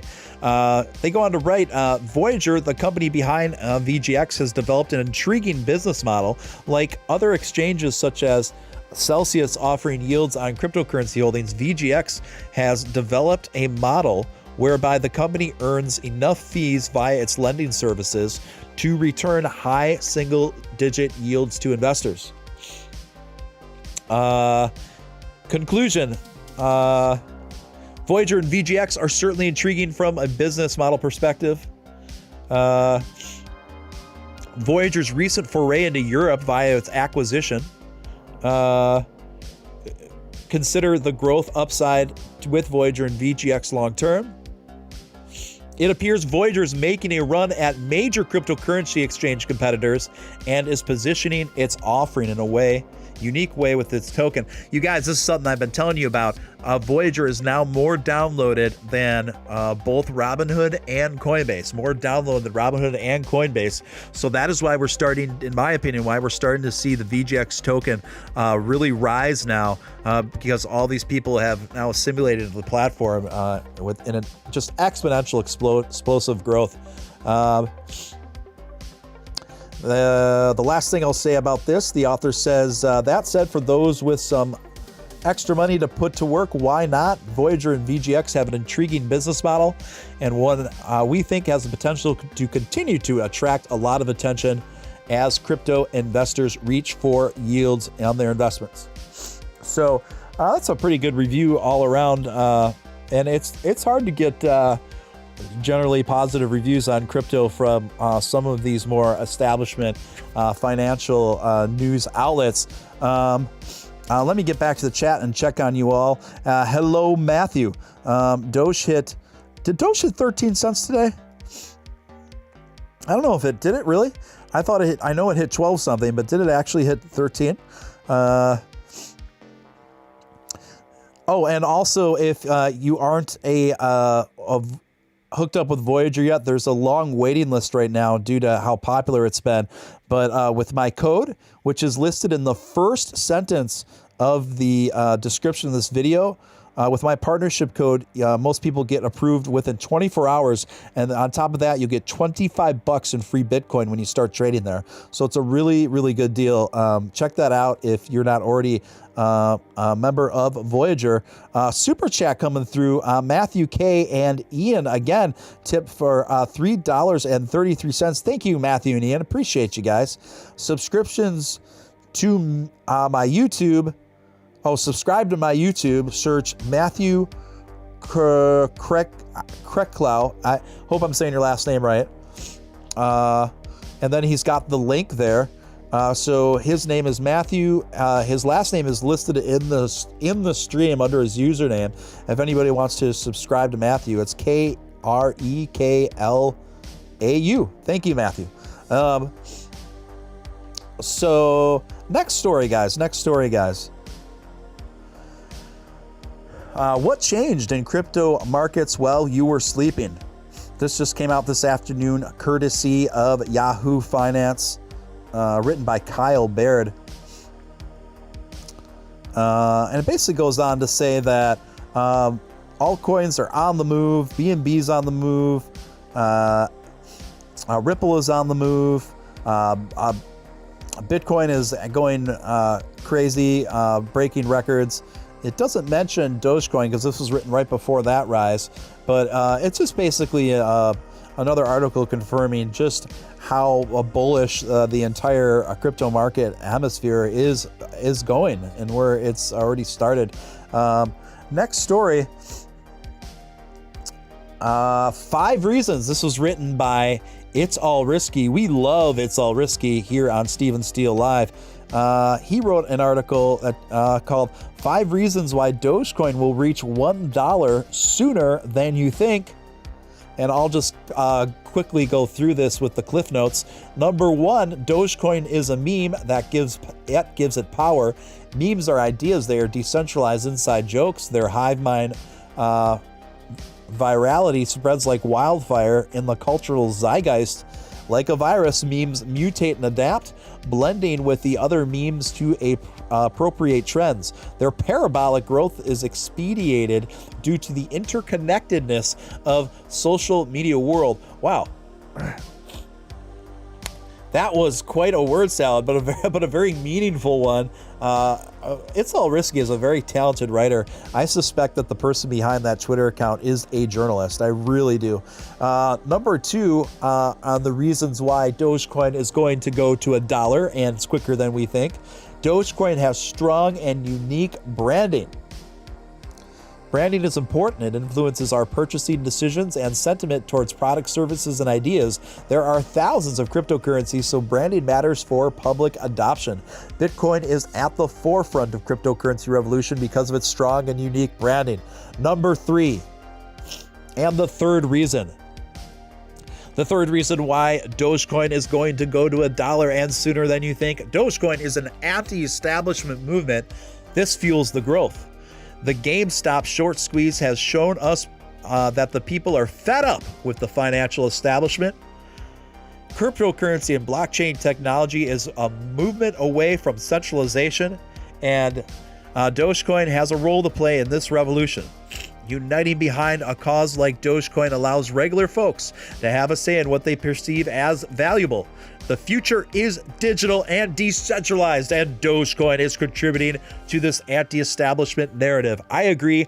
I love being anti-establishment. I am proud to wear it on my sleeve, and you guys know that's no secret for those of you who listen to Steven Steele Live. I rail against the establishment all the time on this show. So the fact that I'm bullish about Dogecoin should come as no surprise. No surprise. And the fourth reason, number 4, guys, the fourth reason why Dogecoin is going to go to $1 and sooner than you think is Dogecoin has utility in the digital future. Ask around. Young people want Bitcoin, not gold. If I own Bitcoin, I don't want to use it as a cryptocurrency. It makes more sense to keep it as a store of value, as its scarcity gives its worth. But I would be willing to part with some Dogecoin. If Bitcoin is gold 2.0, then Dogecoin is the US dollar 2.0. There's plenty of Dogecoin to go around.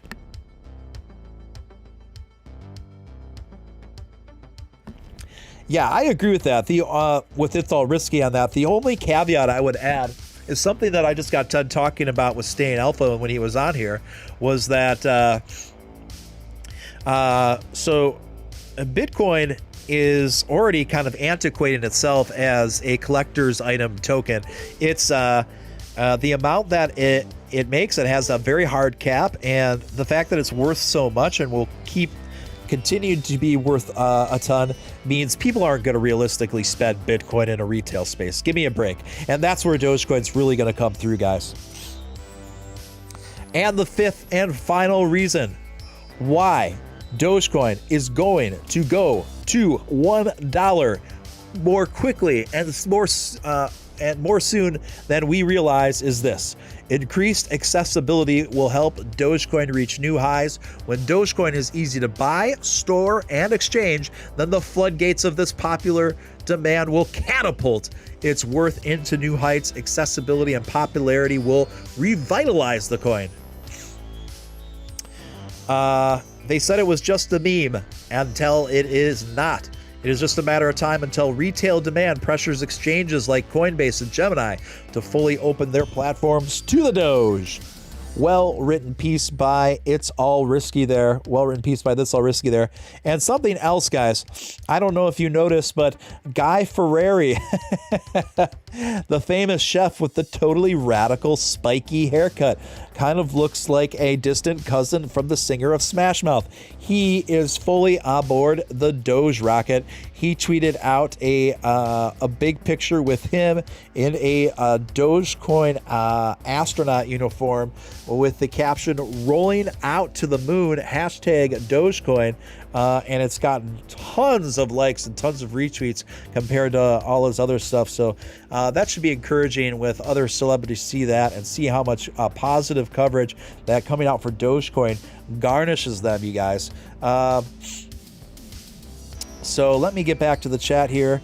Doge will also be an F asset on the Flare network, giving it utility for smart contracts. Yes, that's a good point. Pandora's box. That's something that we were covering earlier with Alpha. And once that happens, that's going to really up the usability and practical usage of Dogecoin. It's all green today, baby. It's all green today. Listen, if you haven't subscribed to my channel, it's a new channel. I'm just about 2 weeks old. Would love to have you on board. We're fostering an awesome, excellent community here. and would love to have you aboard. So hit that subscribe button, hit that notification bell. If you've already subscribed, then hit that notification bell and make sure you never miss another Stephen Steele live stream ever again.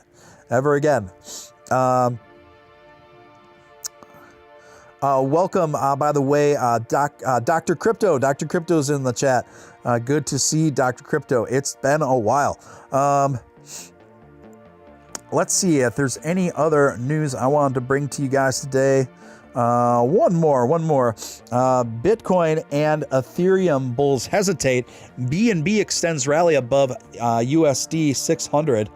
So Bitcoin price is still trading below 63,000. I think this is a little dated because I think Bitcoin exceeded 63 today.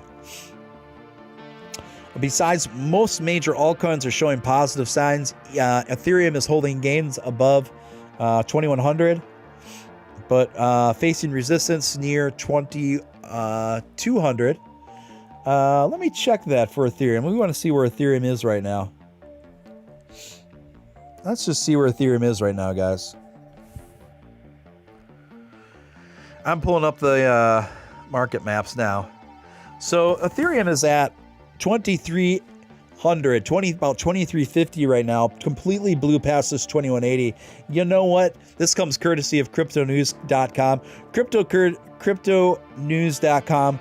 This article is already not dated well at all. I'm not even going to continue to read this because the entire article is moot. The points that they're making here are moot. I mean, the market has shifted so greatly just since this was published last night that it's not even worth reading, guys. So yeah, that's that. You guys, this is Real Deal Stephen Steele coming to you live. It is about a quarter after 11 on the PM where I'm at. That means on the West Coast, you are riding earlier in the evening at quarter after 9 p.m. And if you are out west, you are running, or out east, sorry, you were running a little later, just past the midnight hour. If you feel compelled to super chat, that's appreciated. And you can do so easily by clicking, going through my Stream Elements link pinned to the top of the chat, where you can put any questions or comments that you want, and I'll do my best to answer those or read the comment and the name of the donation as it pops up on the screen. And you guys have done a really good job with the likes. You guys do. This community does an especially really good job on liking up the videos, so appreciate that very much. Dr. Crypto says, I've been listening at work. Hope to join you again soon when time allows.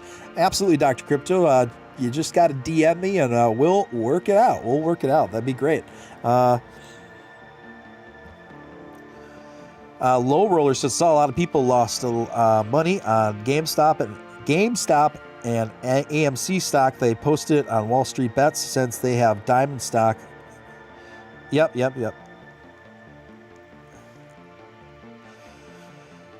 Bitcoin 63,000 plus, guys. Ethereum 23,000 plus. It's a bull market for shizzle, in the words of the Snoop Doge. Snoop Doge. All right, guys. All right. I have been on a little more about going on 2 hours here. I'm going to shut this stream down for now. It's not too late for me, so it's possible. Keep an eye. I might just do a separate Hangout Market Watch, particularly if Doge starts moving more again in a little bit. I want to thank each and every one of you for tuning in. This is Stephen Steele, and let me do some shout-outs quick before I let you all go. I want to give special shout out to Larry Ramirez, Don Hyan, Jimmy Doge, Hump Deezy, Poor Man Trading, Mama Crypto, Celeste, of course, Iris Dogma, Tyler Davis, Pandora's Box is open, Sweefin, AB Castaneda, Unicornucopia, Low Roller Scratcher, Legion of Boom, of course, Gustavo, Matthew Kraklau, Pixel FF, Jordan Vallis, 3GP Media, and I think I got, and the Bully Camp Line. Awesome. Thank you so much. Again, I'd like to thank Alpha for joining me tonight. It's just a fantastic job, fantastic show. Keep your notifications on, guys, because there is a chance that I might get on a little bit, for a little bit, just to have a hangout market watch, particularly if the Dogecoin starts moving again. So, again, thank you so much. If you haven't subscribed to the channel, subscribe, stick around, grow with us, have fun, meet new people, join the Discord. If you want to keep the conversation going or whatever, I also have a general voice chat open if you guys want to continue there in the Steven Steele live Discord. I'm going to post a link to that Discord before I get out of here. And it's right there, guys. Again, you guys are awesome. Mark Baptiste, shout out. GameStar, of course, shout out. Okay. I will see you guys very soon. This has been another fantastic episode. Talk to you soon. Over and out.